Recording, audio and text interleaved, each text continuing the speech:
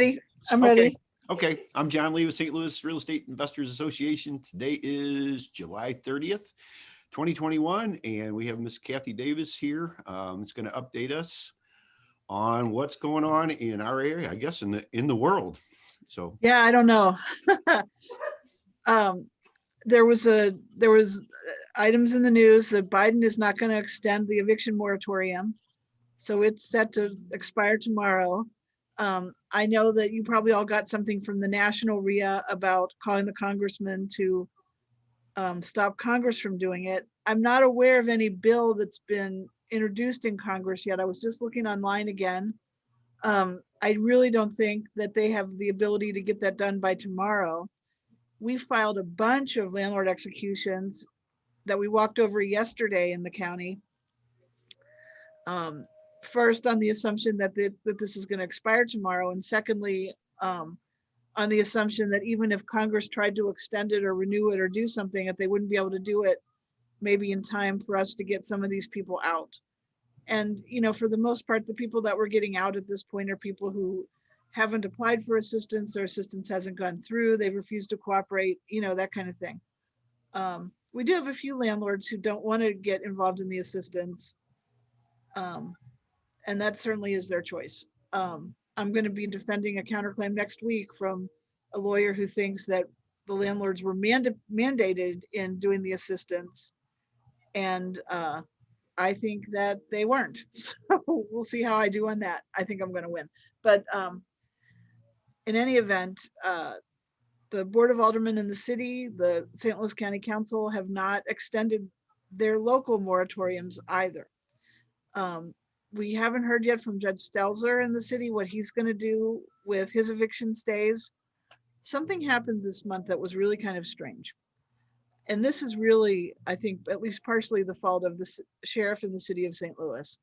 Our city defenders took the sheriff and the presiding judge up on a writ to stop evictions because the sheriff had a written policy saying that if you gave him a CDC declaration, that you had 3 days to go into court and get it rectified, get it ratified, or he would go ahead and do the eviction.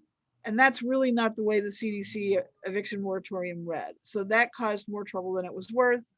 And apparently they settled by saying they were just not going to do any more evictions until the end of the month. It's nice that they settled in this one case, but it applied to everybody because nobody's evictions are getting done. We hope that they're going to restart next week. I just saw Chris walk in. I might see if he can come over here and enlighten me. City evictions, have we heard anything? As far as Judge Reuther heard yesterday, they're moving forward, but he was also not sure. He was not privy to what Stelzer was going to do as far as extending anything. Okay. One of our trial court judges, Judge Reuther, thinks that they're going to start moving forward with evictions on Monday, but nobody has really heard from the presiding judge for sure. Our sheriff asked me to get a couple ones extended that had expired, so it sounds like they're rescheduling. Chris says the sheriffs are rescheduling his evictions, so we think they're going forward. We don't think that the county presiding judge, whose retirement party is August 5th, is going to do anything. And I don't think the new presiding judge in the county, Judge Ott, is going to impose any eviction moratoriums there, at least not for now. I think the county council had their hands full with the mask mandate extravaganza that they had on Tuesday. So they didn't get to us. So maybe we can creep under the radar for a while and get some more people out. You probably know as much as I do about the Delta variant, what's going on with that. I think St. Charles and Jefferson are business as usual, right? Yeah. Anything else you got, Chris? No, not really. I said my only concern is that Congress passes some standalone bill that has some things, so keep an eye on that. We're just seeing what Congress will do. We don't know.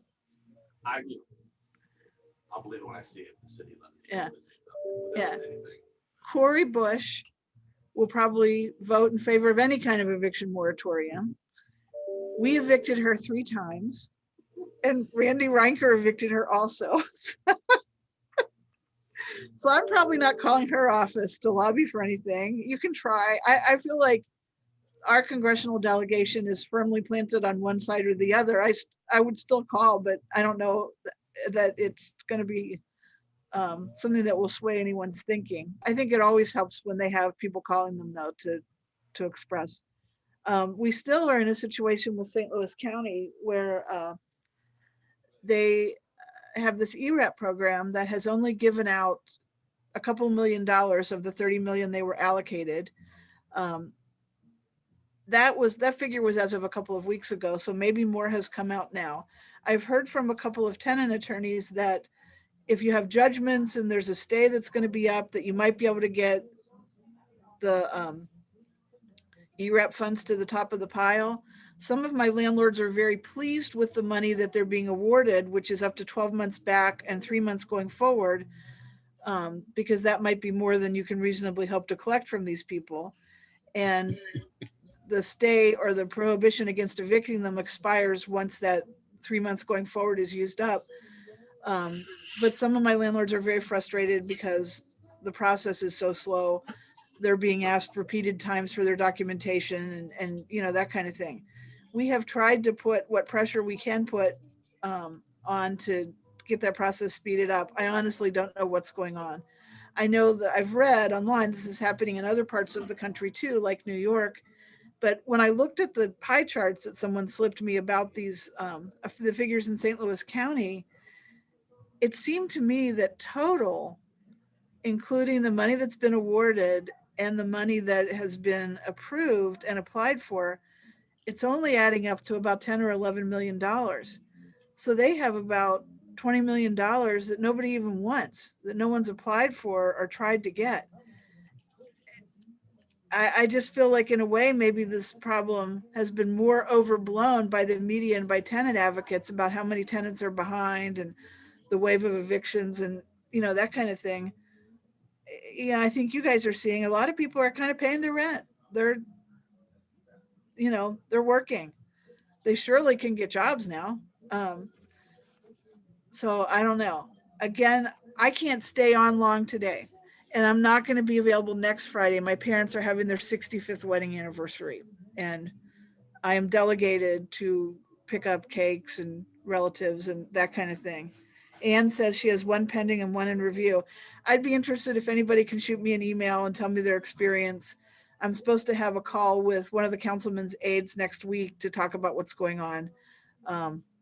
So I'd like to know, you know, what's going on with that. I would certainly think that in the city, we're going to at least have our 441s and unlawful detainers and everything restored, but we don't really know. Right now, we're planning that everything's going to start again on Monday, but we don't know for sure. So that's all I got for you today. If anybody has a quick question, I'd be happy to try to answer.